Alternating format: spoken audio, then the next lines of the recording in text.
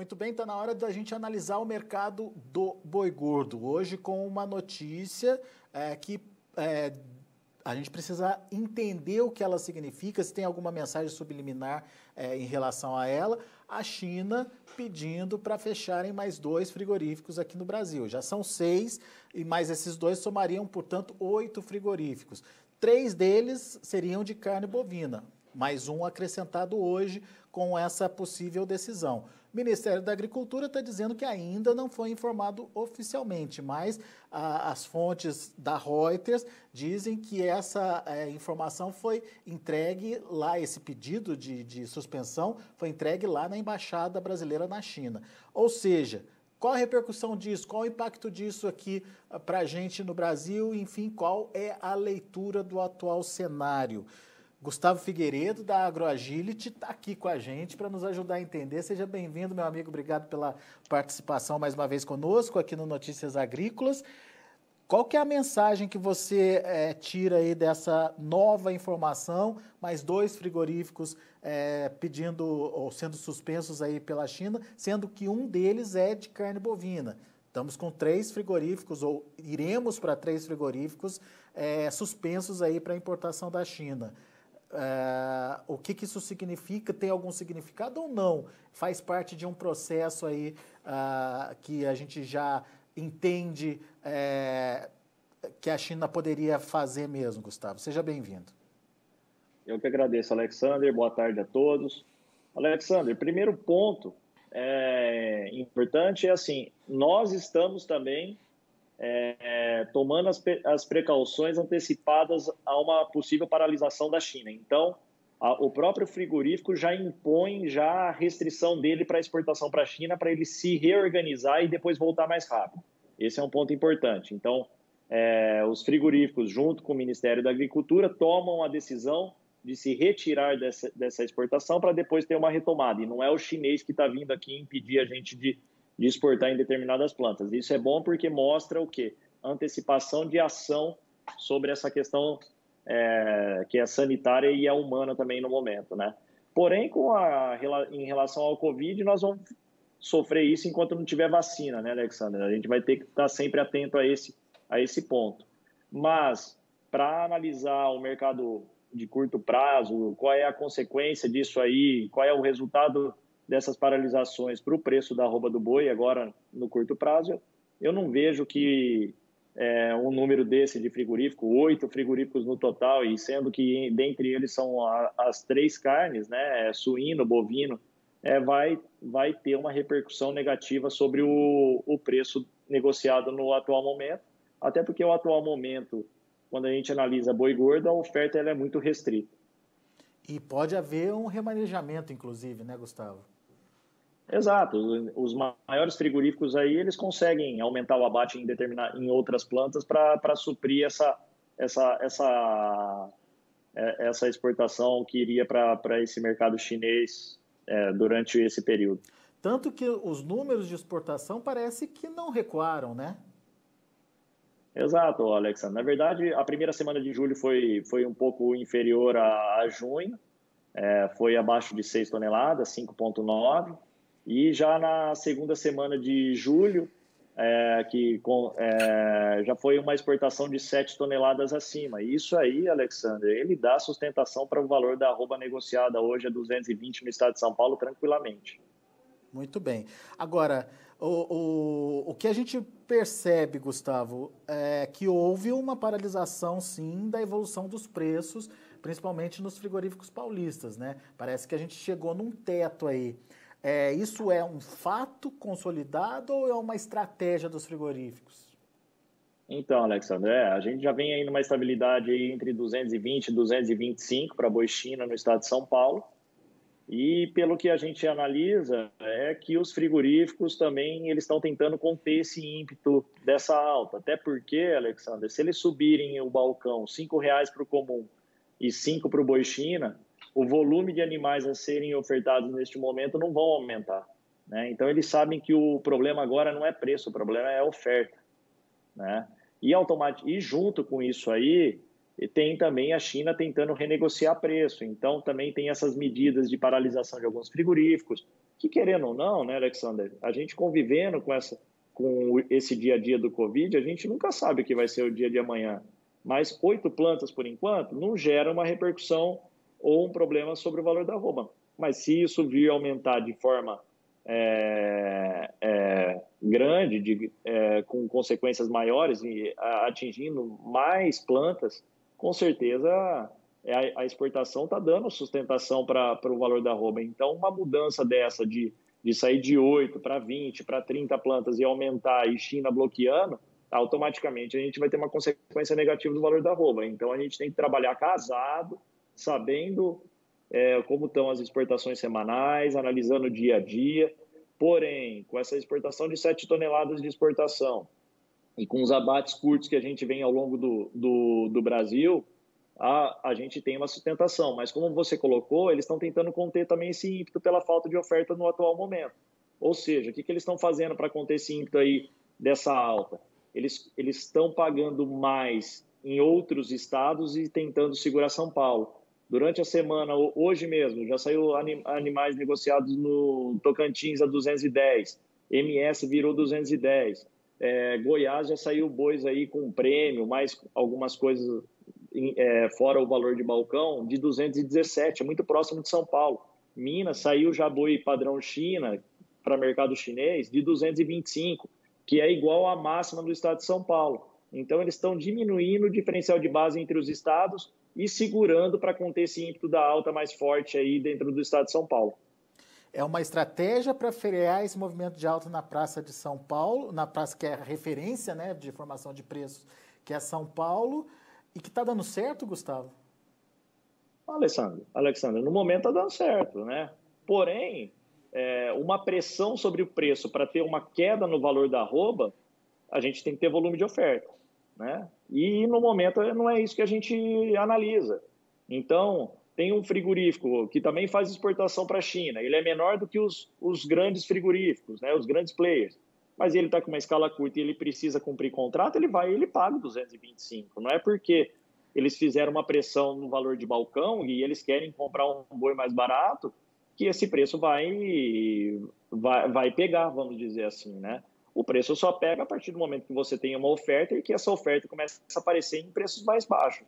E que no momento isso não vem acontecendo. No momento a gente continua ainda com preços aí de 220 a 225 para São Paulo, né?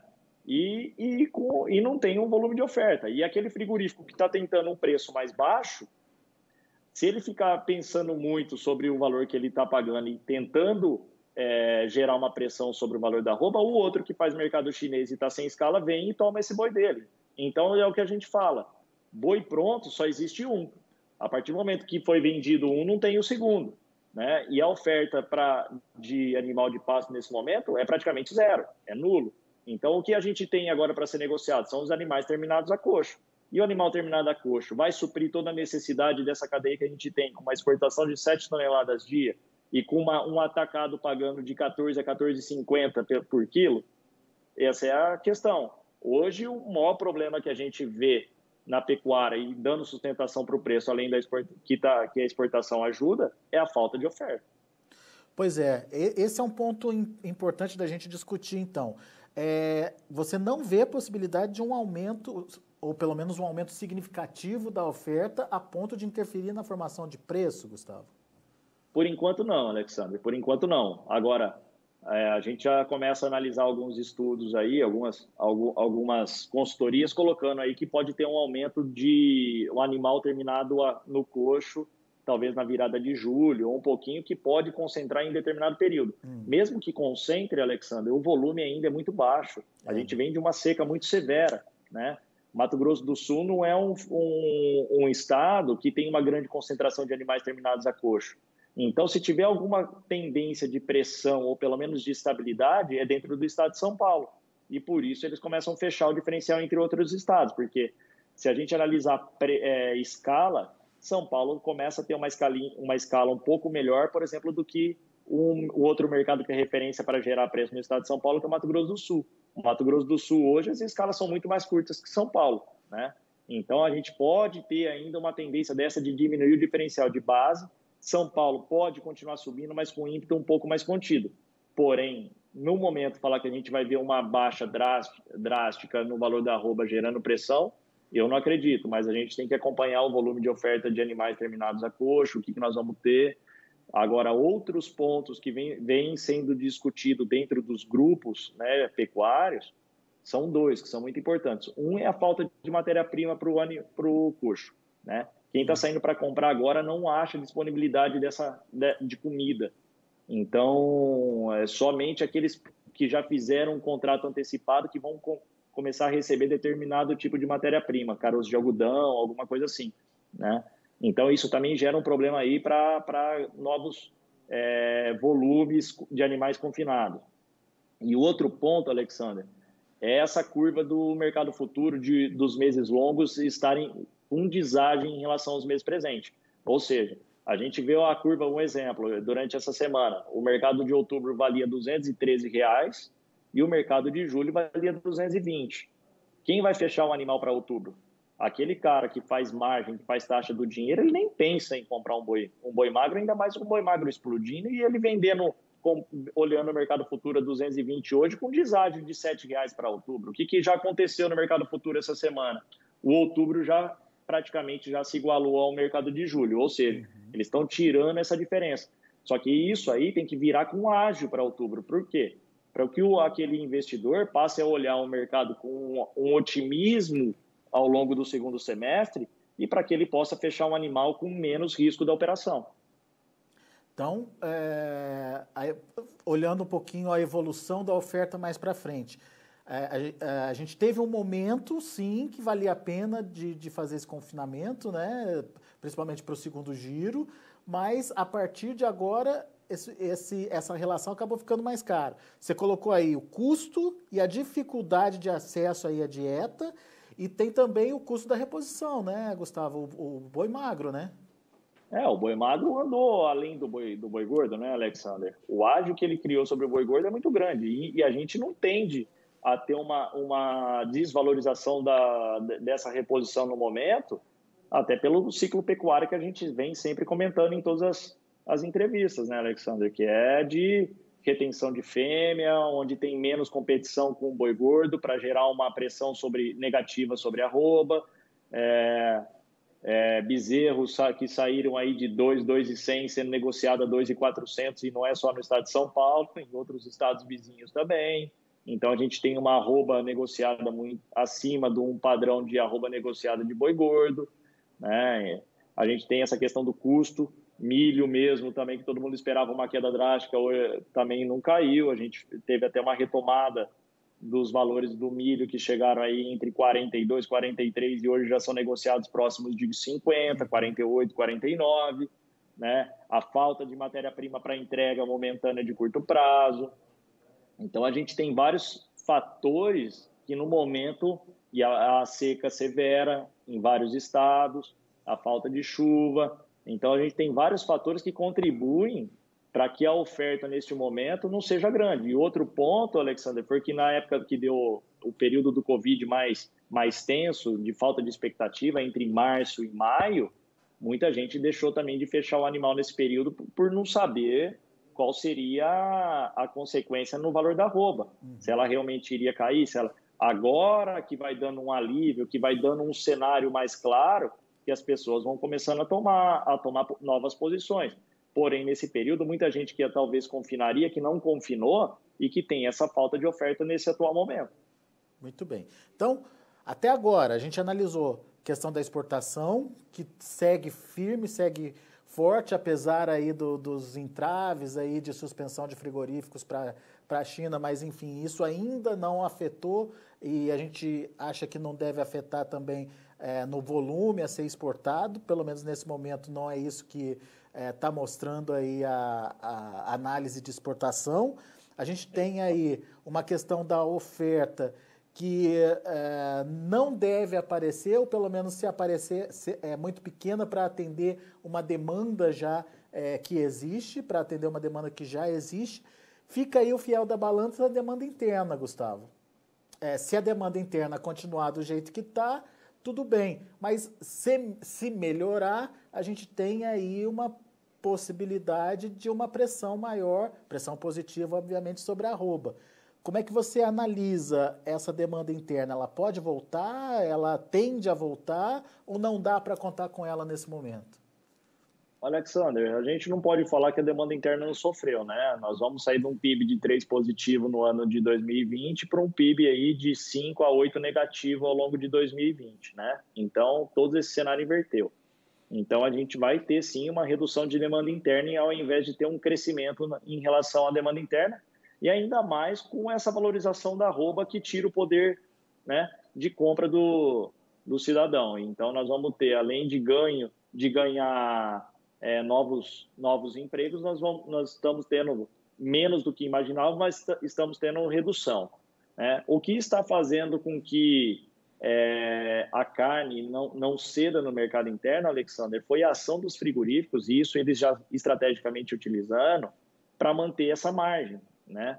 Então, por exemplo, como a China veio e levou muita coisa, então a gente passou a ter também uma margem maior sobre o mercado interno devido ao equilíbrio de oferta dessa carne que saiu devido aos preços serem mais competitivos.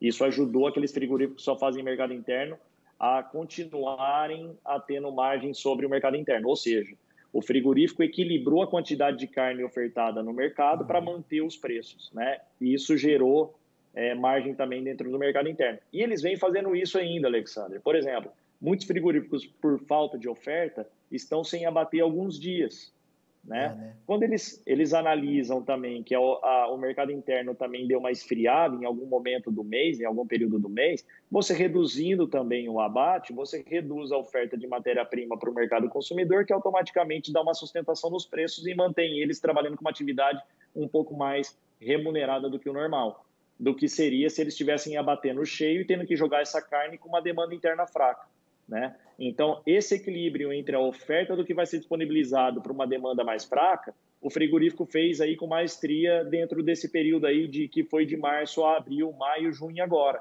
Eles tomaram uma ação rápida de darem férias coletivas para várias unidades, né? Eles estão aí com essa paralisação aí obrigatória da China, que isso já restringe também a carne no mercado interno. Porém, o que dá dando sustentação para o valor da carne, além dessa questão de equilíbrio de carne, é a falta de oferta geral, tanto de suíno quanto de bovino, no período que quando você passa a conviver com uma incerteza de 2, 3 meses atrás, não é agora que você vai gerar o produto pronto. Por quê? Porque um suíno, a ave é um pouco mais rápida, mas o bovino, se você não faz uma previsão de quando você vai fechar para o abate, ela não é um tipo de proteína que fica pronta em 2, 3 meses, né? Você tem que fazer uma previsão muito menos do que isso, em 1 mês, 40 dias, igual é a ave. Agora, em 2, 3, 4 meses, é que vai gerar a consequência daquela ação tomada lá no passado. Então, com essa falta de expectativa que a gente tinha durante março a junho, a gente está sofrendo agora essa consequência da falta de oferta, tanto para bovino quanto para suíno, que suíno é muito pior. Lá nos Estados Unidos, eles tiveram que chegar a fazer abate de suíno, né, porque não tinha, todas as plantas estavam fechadas devido ao Covid, tiveram que fazer o abate de suíno humanitário, e essa carne depois, ela falta lá na frente, né, Alexandre? Então, o momento que nós estamos passando agora foi com a atitude dos frigoríficos, restringindo o mercado interno para equilibrar oferta e demanda, a exportação que veio forte, além do que a gente esperava ao longo de março a junho, julho agora, que a gente não esperava essa alta tão forte e ela veio muito forte. Deu sustentação para que todo o setor ele saísse com margem acima do que eles tinham pré-Covid. Por exemplo, você citou aí o preço da carne no atacado, acima dos R$14. Isso é um reflexo dessa estratégia, então, Gustavo? Com certeza, Alexandre. É reflexo dessa estratégia junto com a exportação forte, né? Daí a gente teve um período que ela perdeu esse patamar dos R$14. Me parece que agora está retomando, está voltando, é isso? A gente teve um período que até para conter esse ímpeto da alta aí, né, Alexandre, que a gente vem falando aí nessa entrevista bastante, é que frigoríficos maiores jogaram um pouco de carne no mercado interno aí para tentar dar uma esfriada no mercado, né? Só que essa carne aí ela foi absorvida rapidamente e a partir de agora ela já começa e ela já retomou os valores anteriores, que era acima de 14, tá? E outras coisas que vão gerando aí, que a gente tem que ficar analisando, é diário, às vezes a gente fala hoje aqui, amanhã mudou o cenário, é em relação à quantidade de plantas que vão ser paralisadas em relação à China. A China também, ela pode às vezes diminuir um fluxo de exportação ao longo de um mês, mas no próximo mês ela já renegociou alguma coisa e já vem com um fluxo muito maior para o mês subsequente. Então, tudo isso aí vai gerar assim, uma queda no valor da arroba, mas que eu acredito que no momento, se houver, é pequena, ou uma alta expressiva aí, caminhando para 230 para a boi China. Então, hoje a gente pode dizer que a gente vai trabalhar entre 215 e 230. E o mercado hoje concentrado entre 220 e 225, se quiser ainda comprar um volume maior e não quiser fazer graça no sentido assim, eu não preciso comprar volume de animal. Tudo bem, não precisa até quando? Né? Não preciso comprar, então eu não pago 220. Tudo bem, não paga, mas o outro que ainda não tem uma escala menor, ele vai conseguir negociar. Ontem mesmo, um frigorífico grande não quis pagar o 220 e perdeu 3 mil animais para um frigorífico menor pagando 225. Né? Então, toda essa questão de trabalho em relação à quantidade que vai ser exportada, a novos contratos fechados com chineses, é que vão gerar agora a alta ou uma pressão sobre o valor da arroba. Então, é dia a dia que a gente vai analisando, porém, no momento, eu vejo como estabilidade dentro do estado de São Paulo, sem nenhuma pressão de baixa mais forte, né? Além de um boi de 215, que no momento não está conseguindo comprar. O nosso estado vizinho já passou, que é Minas, já passou a negociar preços do valor da arroba iguais aos nossos. E vamos aguardar para ver o que vem de oferta aí, que alguma coisinha concentrada aí entre final de julho até 15 de agosto a gente pode ter de animal terminado a coxo.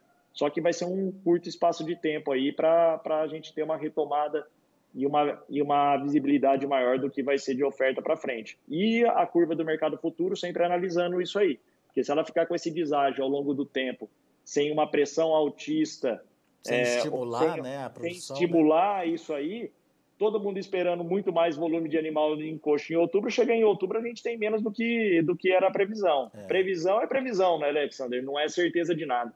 Isso aí. Gustavo, meu caro, muito obrigado, viu, mais uma vez pela sua participação. É sempre bom te ouvir, volto sempre. Eu que agradeço sempre pelo convite, Alexandre. Estou à disposição. Um grande abraço. Valeu, abraço para você. Tá aí Gustavo Figueiredo, AgroAgility, conversando com a gente, analisando o mercado, prós e contras, enfim, os efeitos que podem afetar a formação de preços, né, principalmente da arroba do boi daqui para frente.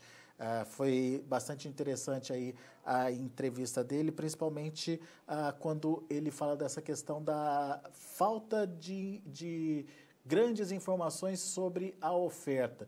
Existia uma expectativa de que a oferta pudesse aumentar naquele momento em que o mercado futuro dava uma sinalização de preços melhores. Depois o mercado futuro caiu, só que agora ele voltou a subir de novo, no entanto, puxando junto os custos de produção.